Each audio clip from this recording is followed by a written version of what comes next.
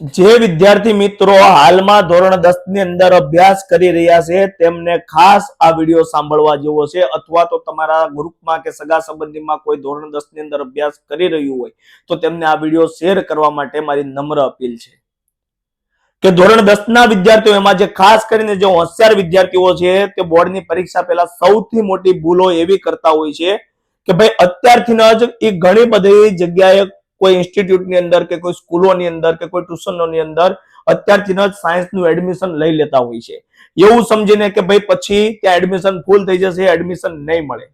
આ બિલકુલ ખોટી વાત છે. અત્યારે તમે જો મોટા ભાગના ઇન્સ્ટિટ્યૂટ વાળા અત્યારે સ્કોલરશિપના નામે અત્યારે પરીક્ષાનું આયોજન કરતા હોય છે અને પરીક્ષાના નામે તમારા નંબર, તમારો ડેટા કલેક્ટ કરતા હોય છે અને તમે જે પરીક્ષા આપો છો એમાં તમને પછી ફોન કરીને તમને 15% સ્કોલરશિપ મળી છે, તમને 20% સ્કોલરશિપ મળી છે, તમને 30% સ્કોલરશિપ મળી છે, તમે આ તારીખ સુધીમાં એડમિશન લઈ લો તો તમને સ્કોલરશિપ મળશે, મતલબ કે તમારા ફીમાં એટલા ઓછા થશે, એવું કરીને તમને અત્યારથી એડવાન્સમાં ફી ભરાવીને એ એમની સીટો સિક્યોર કરી લે છે.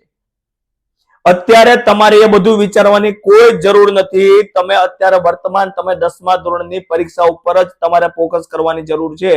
10મા ધોરણનું રિઝલ્ટ આવે એ પછી આ ગુજરાતની અંદર કોઈ પણ ઇન્સ્ટિટ્યૂટની અંદર કે કોઈ પણ સ્કૂલની અંદર તમારે સાયન્સમાં એડમિશન લેવું હોય તો મળવાનું છે ને મળવાનું જ છે.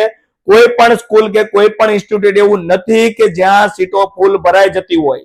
એટલે આવા ખોટા વહેમમાં રહીને અત્યારથી એવી ખોટી ફી ભરીને ક્યાંય પણ સાયન્સની અંદર એડમિશન ન લેવું, કારણ કે આગળ જતા જો તમારે નિર્ણય બદલવાનો થશે તો તમે ભરેલી ફી તમને પરત આપશે નહીં, એ તમારું સૌથી મોટું નુકસાન છે. અથવા તો તમે જે જગ્યાએ ફી ભરી છે એના કરતા તમારે બીજી જગ્યાએ કોઈ પણ જગ્યાએ એડમિશન લેવું હશે તો પછી તમે જે જગ્યાએ ફી ભરી હશે એ તમને પરત આપવામાં આવશે નહીં. એટલા માટે ખાસ કરીને આવો ઉતાવળિયો નિર્ણય લેવો નહીં. એના માટે ધોરણ 10 ની પરીક્ષા પૂરી થાય એ પછી તમને 3 મહિનાનો ટાઈમ મળશે વિચારવા માટે કે શું લેવું અને ક્યાં લેવું. આ બધો જ ટાઈમ તમને મળશે. એટલા માટે અત્યારે કોઈની પણ વાતમાં આવીને આવો ખોટો ઉતાવળિયો નિર્ણય લેવો નહીં. આભાર.